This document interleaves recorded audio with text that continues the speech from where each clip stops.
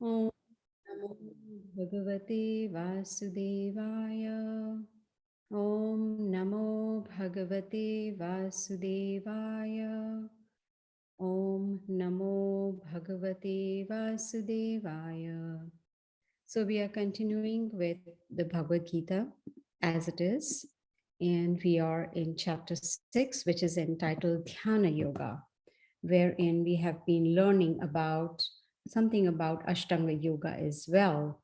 A few weeks ago, we started this chapter, and now we have reached on to verse number 26 of chapter 6 of the Bhagavad Gita. So I'll recite the Sanskrit verse one time, and then we'll read the translation and go from there. Yato yato nischalati manaschanchala asthiram tatastato niyamayatad atmanieva vasham nait. Translation by Srila Prabhupada.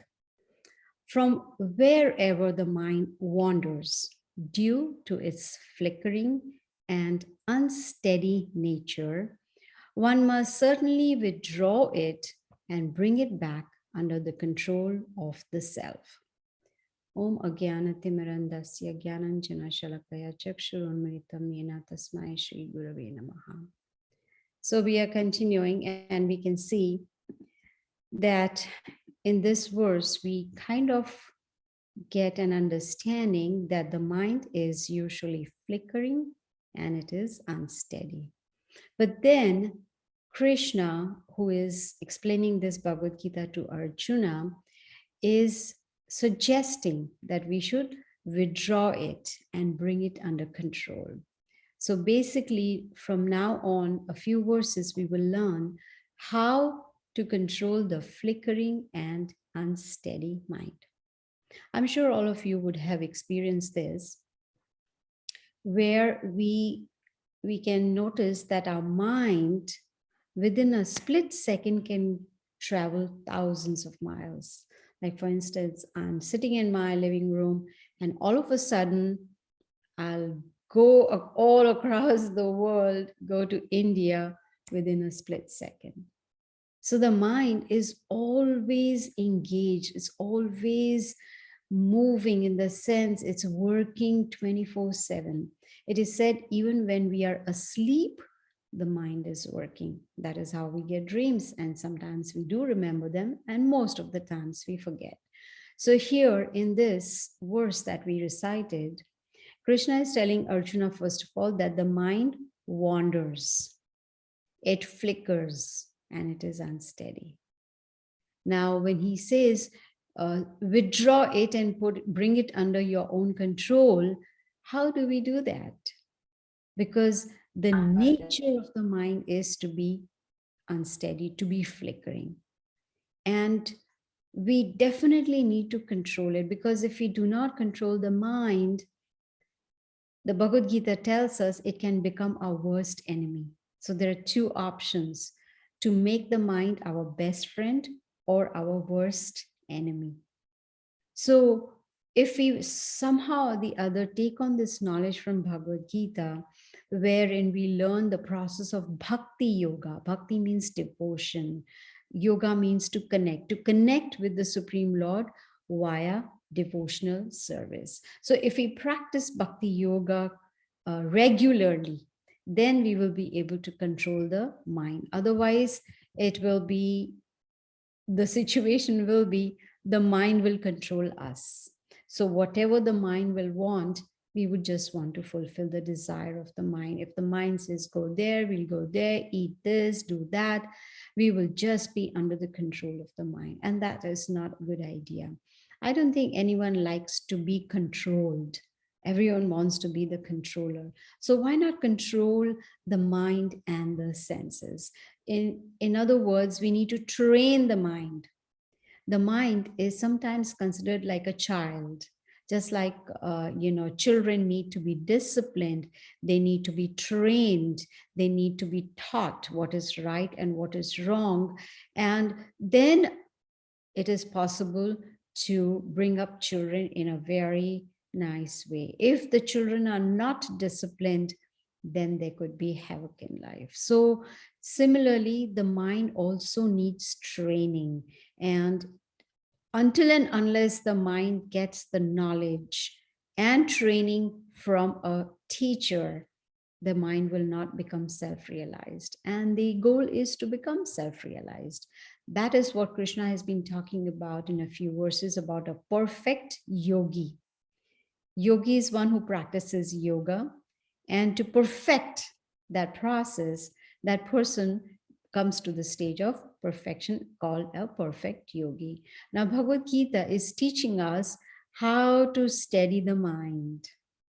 How, just imagine that our five senses are like five wild horses, and they are going on all different directions. We are on a chariot, but the horses are just all trying to go in their own way. Some goes right, one goes left, another wants to go straight.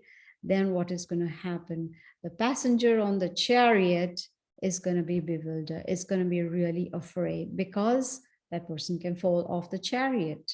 So the senses, which are considered like the horses, they need to be controlled. And how do we control the horses? With the reins. And that mind is considered that rein. But who is the one who's holding those reins? It is the driver of the chariot. And that driver is just like intelligence. So when the intelligence controls the mind, which means the driver controls the reins, then automatically the senses, which are the horses, they will come under control. So when the intelligence is used to control the mind, then only the mind will be able to control the senses. So this is what Bhagavad Gita is teaching us, that we should concentrate on intelligence. We have not only just intelligence, but we have philosophical intelligence, which means we are different from the animals. We have a better intelligence compared to the animals. We can understand philosophy. We can understand the spiritual knowledge. And Krishna is telling Arjuna that we should sharpen this intelligence with the sword of knowledge, which means the knowledge is an very, very integral part of our journey of self-realization. And that is why we study the Bhagavad Gita regularly. In fact, we should hear it every day. But at least all of you, thanks to all of you, you all come on Tuesdays and you hear the Bhagavad Gita. Now, in the purport of this verse, Krishna is explaining, Prabhupada is explaining that those who are able to control the senses, they are considered Goswami. Go means senses. Swami means master. That person is considered the master of the senses. But those who are unable to control their senses, they are called Godas. That means they are servant of their senses, which is not a good situation at all. So the Goswami is the controller of the senses who knows. See, the best part is the Goswami, or the controller of the senses, knows how to be happy in all circumstances. It does not matter whether it's pleasure, pain, heat, cold, success, failure, happiness, distress. Nothing matters. That yogi, that perfect yogi who has been practicing bhakti yoga and with the help of knowledge has controlled the senses, which means has become master of the senses, a Goswami, that person knows how to be happy in all circumstances. That is very, very important. And that is what we learned in the Bhagavad Gita, Sama Darshina, which means see everything with equal vision.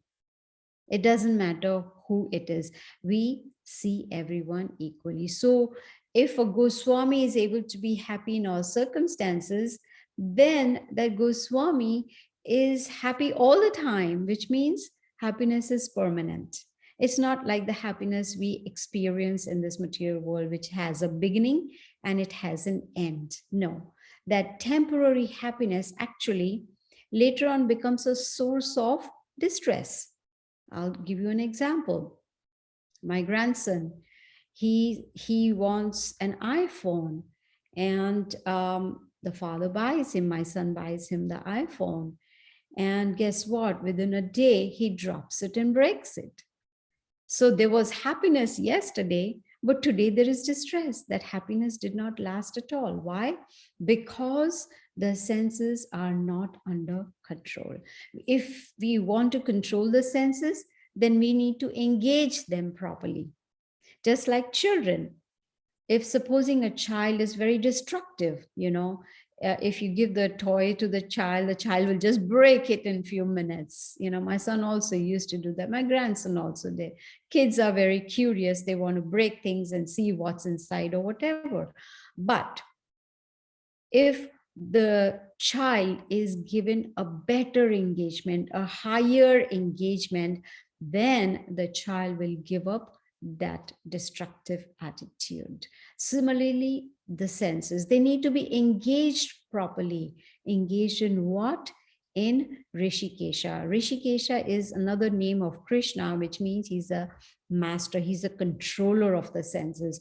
So if we engage our senses in his service, as the Bhagavad Gita is suggesting, which means we are able to control the mind with the right engagement, giving a higher taste to the mind.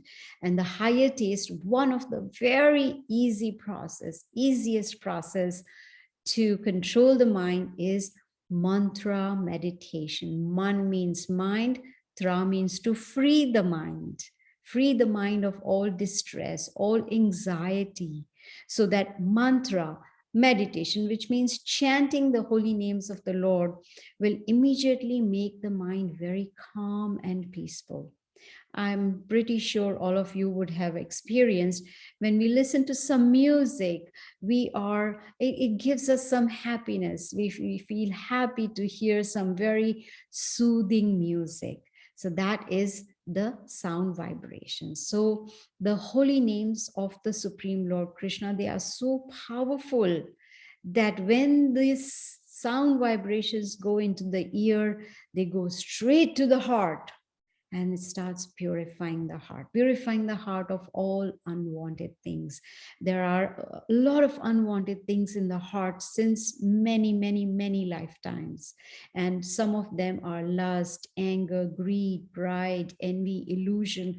All these, they may be in small degree. For some, they may be in a larger degree. But the cleansing helps us to see ourselves clearly. Then we will be able to understand who we really are. Right now, we all identify with the body. If someone asks me, meets me for the first time and says, hello, I say hello. And that person says, my name is so and so. And what do I say? I say, my name is Gita. Why? Because I'm identifying with the body. Of course, if I tell that person, oh, I'm spirit soul, instead of giving my name, that person will think I'm wacko, something is wrong with me. If that person doesn't have knowledge of Bhagavad Gita, who doesn't understand that we all are spirit souls. We are part of the Supreme Lord Krishna, and right now we are in the material world. So here in this verse, Krishna is giving us two, I would say, two kinds of information. One is that the mind is flickering and unsteady. And the second knowledge he's giving is that we need to withdraw the senses. We need to control the senses. Then only we will be able to be happy in our lives. Let's see what is the next verse that Krishna is talking about. Number 27.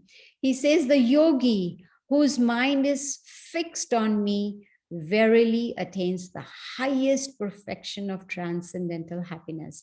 He is beyond the mode of passion. He realizes his qualitative identity with the Supreme, and thus he is freed from all reactions to past deeds. What a wonderful verse. Here we get the formula on how we can get rid of all our past sinful reactions. We have been committing sins. Even right now, we are committing a sin of breathing in some very microorganisms which are there in the air. Of course, we need to breathe. We cannot stop breathing, but that is a sinful action. And for that sinful action, we have to have a sinful reaction. But here in the Bhagavad Gita, chapter 6, which we are learning today, is giving us a formula how we can get rid of all our past sinful reactions. And the same will be repeated in the 18th chapter, which is the last chapter of this beautiful book called Bhagavad Gita, wherein Krishna will say, Sarva dharman parityagya mam ekam sharanam vraja aham tvam sarva papebhyo moksha ishyami masucha. He says, abandon all varieties of religion and just surrender unto me. And what will be the result? He says, I will take away all the sinful reactions. Do not fear. He's giving us a guarantee. So here also we see he is giving us more knowledge about a perfect yogi. What does a perfect yogi do? The perfect yogi's mind is fixed. Very, very important. It's fixed. It's not unsteady. It's not flickering. It's not running here, there, and everywhere. It's very fixed on what? On Krishna, the Supreme Personality of Godhead. And what is the result of that a perfect yogi receives? Very simple. Krishna says, transcendental happiness. That means it's permanent happiness. That means it's full of joy. It is the highest form of happiness. It's transcendental. It's not material at all.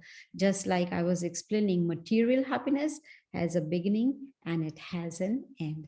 So here in this verse, we learn that a perfect yogi is above the three modes of material nature. What are the three modes? Goodness, passion, and ignorance. But a perfect yogi transcends all these three and comes to the mode of pure goodness. In the stage of pure goodness, there are no more sinful reactions at all. That perfect yogi becomes completely free of all past sinful reactions, which means comes to a Brahma Bhuta stage. Brahma Bhuta Prasannatma, na shochati, na kankshati. Very, very important. That perfect yogi is in a situation where, and Krishna also said, Mad Bhaktim Lavate Param. Sama Sarveshu Bhuteshu Mad Bhaktim Lavate Param. He, not only if a perfect yogi is transcendentally situated, then that yogi is in full joyful mood, fully joyful. And so there are no lamentations and there are no desires to have anything. I want this, I want that, just like the children. If they are watching TV and they see some advertisements, and, this toy or this gadget or whatever it may be, they want it. Immediately there is an attachment to that sense object. In fact, in chapter 2, we learned that when the senses come in contact with the sense objects, immediately there is an attachment. I want it. And that attachment, if leads to a desire to have it. And if that desire is not fulfilled, that leads to anger. And we have learned from the scientists that when there is anger in the body, some chemical reactions take place. And that is why you all probably would have noticed that when a person is angry, they say things that they don't mean. They do things that they don't want to do. Why? Because the mind is disturbed. Mind is not under control. Later on, when the mind calms down, then a person realizes, oh, I shouldn't have said that, or I shouldn't have done that. That was in a fit of anger. And when there is anger, that leads to bewilderment of memory. When the memory is bewildered, the intelligence is lost. And Krishna says, when intelligence is lost, a person falls down. So this is how the mind works. But Krishna is saying that if a person reaches the stage of perfect yogi, that person is equally disposed to all living entities. It doesn't matter whether it's animal, birds, reptiles, human beings, it doesn't matter. Is equally disposed to all living entities. That is called pure devotional service level. And at that stage, it's easy to fix the mind, to steady the mind, fix the mind on Krishna. And how? By engaging in devotional service. See, the mind, or the Bhagavad Gita also says the spirit soul is active by nature, doesn't want to be quiet. I mean, if someone puts us in a dark room with nobody to talk to, nothing to do, we're just sitting there, we'll go berserk. We'll be like, oh, take me out of this room. Why? Because our nature is to be active. The mind is working all the time. The body wants to work, go here, go there, do this, do that. So there is a lot of activity. So when there is so much activity, that is our nature, why not engage ourselves in the service of Krishna? Then the result will be we will be free from contamination. Now, in verse number 28, Krishna says, thus, the self-controlled yogi, constantly engaged in yoga practice, becomes free from all material contamination and achieves the highest stage of perfect happiness in transcendental loving service to the Lord. These are the qualities of a perfect yogi. What are the qualities? First of all, the perfect yogi is self-controlled, which means the senses are under his control.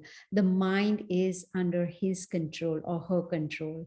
So that is one of the qualities. What's the second quality? There is constant engagement. That means, just like it is said, idle mind is devil's workshop. We cannot leave the mind idle. We need to give it some activity, some engagement. So there should be constant engagement, and that engagement should not be sporadic. Sometime it's there, sometime engagement is not there. No, the mind needs to be engaged constantly. So Bhagavad Gita is teaching us how we can engage the mind in the right way, in a way where we are not accumulating any more sinful reactions or contamination. So a perfect yogi in this way reaches the highest stage, which is transcendental loving service to the Supreme Lord. So Bhagavad Gita is showing us how. How can we come to that stage? Bhagavad Gita is teaching us how to become self-realized, how to understand who we are, what is our constitutional position. Just like a fish, the constitutional position of the fish is in the water. Similarly, our constitutional position is to be in the spiritual world, because we are spiritual beings right now having human experience. We are not human beings trying to have a spiritual experience. No. Krishna says, Mamai Vamsha Jivaloke Jiva Bhuta Sanatana. He says, Mamai Amsha, that all living entities are my parts. Amsha means parts. And Sanatana, which means eternal. The Lord is eternal. We are eternal, which means our spirit soul, which is within this body, is eternal. So the constitutional position of us, the spirit souls, is to be the servant of the Supreme Lord. Now here Krishna is talking about self-control. Most people may say self-control is not that easy. I don't think so. It's easy. It's difficult. Yes, it is difficult, but it is not impossible. It is possible. How? Self-control will be possible when we follow the step-by-step guide. How to control the mind, the senses, the intelligence. Now, if the intelligence is nourished with the spiritual science of Bhagavad Gita, then that intelligence will naturally engage the mind in the right way. Why? Because it is based on knowledge. It is not random. So then when the intelligence is controlling the mind, then the mind will automatically control the senses. You see, the problem is most people in this world, they think we are the masters and we are in control. I don't think so. The Bhagavad Gita also says, no, we are not the controllers. There's only one controller, and that is the Supreme Lord Krishna. So, we may say, yes, I'm the controller, but we can't even control our body. We cannot control the body from aging. We cannot control the body from wrinkles. We cannot control the body. Yes, maybe there are some, options available to smoothen the skin or whatever it may, but for how long? We cannot stop aging. We cannot stop disease. We cannot stop death. In Bhagavad Gita, Krishna says, those who are born, they are sure to die. And after death, they are sure to be born again. But an intelligent person wants to break the cycle of birth and death. So Bhagavad Gita is teaching us how to control the flickering and unsteady mind. Let's see, what does he say in verse number 29. A true yogi observes me in all beings and also sees every being in me. Indeed, the self-realized person sees me, the same Supreme Lord, everywhere. Now, this requires a lot of practice. This theoretically, we can say, oh yeah, I see God in everyone and, everyone in God. Theoretically, yes, but practically it is difficult. But with constant practice, it is possible to come to that stage. In India, there is what you call a custom or a tradition that whenever we meet somebody, we, fold our hands and we bow down a little and we say namaste. What is that? What does that mean? It means that I am recognizing that there is a Supreme Lord in that person situated in the heart, and I'm offering my respects to that Supreme Lord in the other person's heart. The Supreme Lord is there in our hearts also, but we have to understand, like from this verse, we can understand that Krishna is in everyone's heart. He tells us in the 15th chapter, verse 15, Sarvasya Chaham Hridi Sani Vishtho. He says, I am situated in everyone's heart. Mataha Smritir Jnanam Apohanam Cha. He says, from me comes remembrance, knowledge, and forgetfulness. So we have three options with the Lord in our hearts. He is there to guide us, but we make the choice. Do we want his knowledge? Do we want to remember him? Do we want to forget him? Based on our choice, he will sanction our desires. So here we can see that some more qualities of a perfect yogi is being explained. First of all, sama darshina, which means has equal vision. Krishna tells Arjuna, Vidya Vinaya Sampane, Brahmane Gavi Hastini, Suni Chaiva Swapakicha, Panditaha Samadarshina. Panditaha. We need to become a Pandit. Panditaha means a learned person, someone who has knowledge of the Bhagavad Gita. So when a person takes on the knowledge, Vidya means knowledge. Vinay Sampane, after receiving all that knowledge, what does that perfect yogi do? He sees everyone equally, samadarshina, whether it is an elephant, a dog eater, whoever it may be, or it's a learned person or a brahmana, doesn't matter. That perfect yogi sees everyone equally. That is what Krishna is saying. So when, say, we see a beautiful flower or beautiful rose with exotic fragrance, immediately the mind should think, look at that. The Lord has created such a beautiful material world. What a beautiful nature, material nature. So if somehow the other we can connect, we can connect with everything with the Supreme Lord. When we do that, then we can change our consciousness. You see, our consciousness starts changing. That is what Bhagavad Gita is teaching us, how to change our consciousness. That is important. Krishna is not asking us to change our activities in the sense, don't go to a job, don't earn money, don't live with a family, please go to the mountains and meditate. No, he's not asking us to do anything. He says, wherever you are, in whatever situation you are in, just change the consciousness, just change the way of thinking based on knowledge. It's not blind faith. It's not just because I'm asking you to do something or say something that you follow. No, we hear the Bhagavad Gita, we contemplate on it, and then we try to put it in practice. So, who is a perfect seer? Perfect seer is one who sees the Lord in everyone's heart.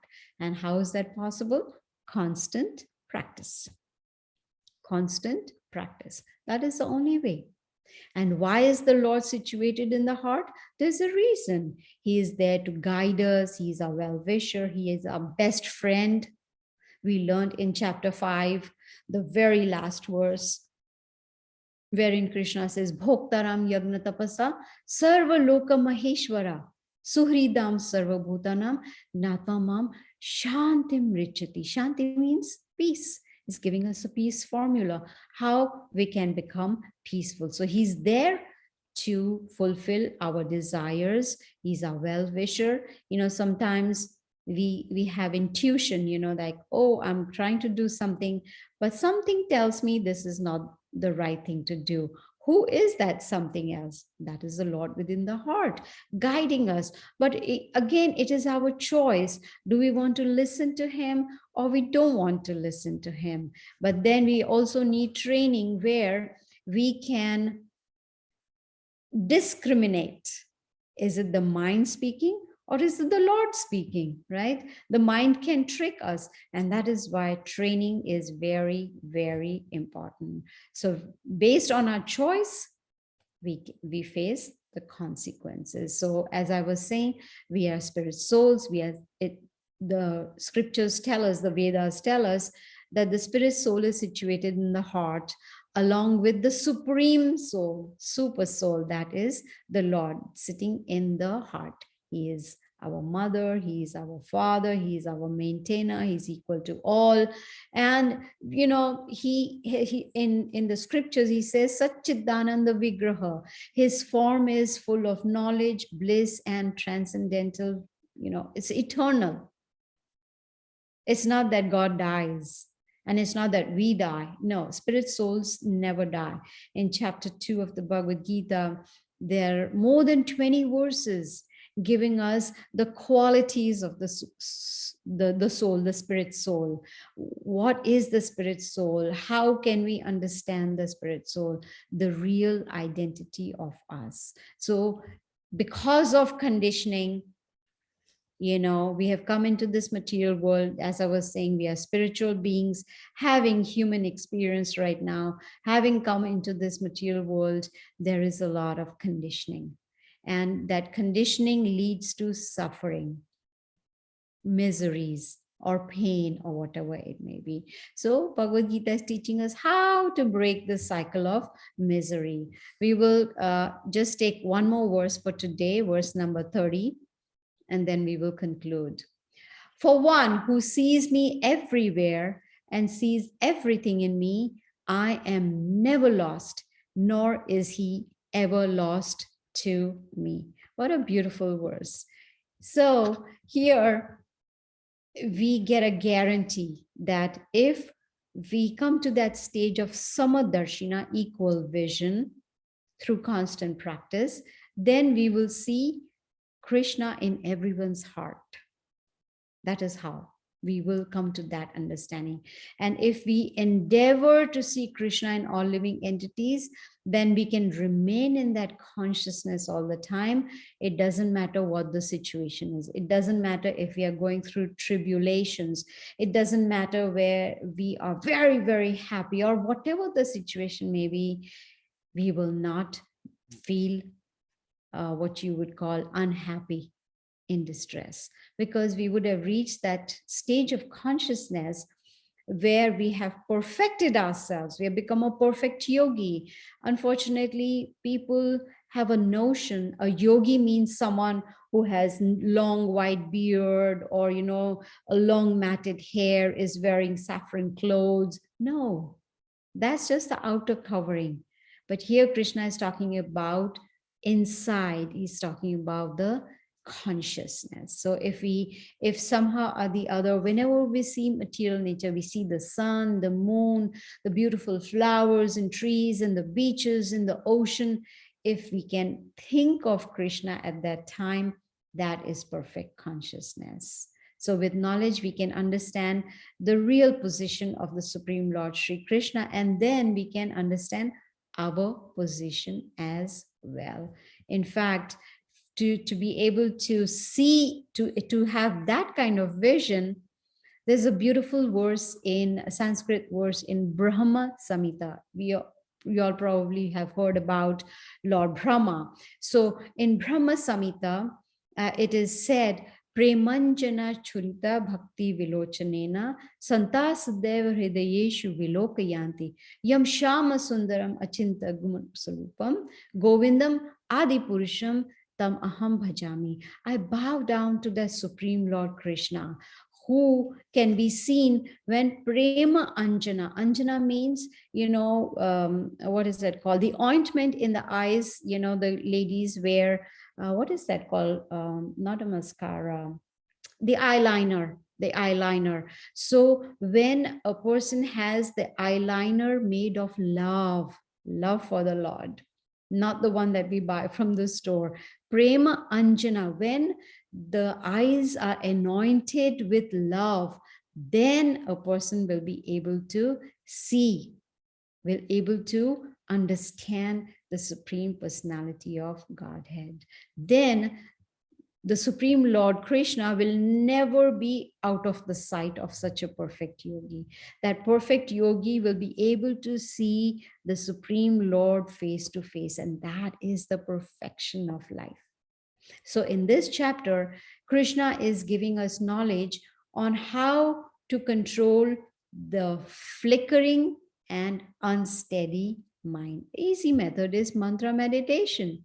Just simply, if we can chant the holy names of the Lord and put the Bhagavad Gita into practice, that's called practical application, which is very, very necessary. So I'll just give you a small demonstration of this chanting. In fact, in the chat, I will post a few links, if you're interested, to join the WhatsApp group. But towards the end, you will see the mantra. Hare Krishna, Krishna Krishna, Hare Hare, Hare Ram, Ram Ram, Hare Hare. So I'll just chant a few times so you get the hang of it, and maybe you can try it at home. And definitely you will see a lot of difference in consciousness. Definitely you will notice that the mind is becoming calm, peaceful, and happy in all circumstances. So I'll just chant a few times this Maha Mantra. Hare Krishna, Krishna Krishna, Hare Hare, Hare Ram, Ram Ram, Hare Hare. Hare Krishna, Krishna Krishna, Hare Hare, Hare Ram, Ram Ram, Hare Hare. Hare Krishna, Krishna Krishna, Hare Hare, Hare Ram, Ram Ram, Hare Hare. Hare Krishna, Krishna Krishna, Hare Hare, Hare Ram, Ram Ram, Hare Hare. Hare Krishna, Krishna Krishna, Hare Hare, Hare Ram, Ram Ram, Hare Hare. Hare Krishna, Krishna Krishna, Hare Hare, Hare Ram, Ram Ram, Hare Hare. Hare Krishna, Krishna Krishna, Hare Hare, Hare Ram, Ram Ram, Hare Hare. Hare Krishna, Krishna Krishna, Hare Hare, Hare Ram, Ram Ram, Hare Hare. Hare Krishna, Krishna Krishna, Hare Hare, Hare Ram, Ram Ram, Hare Hare. Hare Krishna, Krishna Krishna, Hare Hare, Hare Ram, Ram Ram, Hare Hare. So see, it's very, very simple. It's, not difficult at all. So I'll stop now.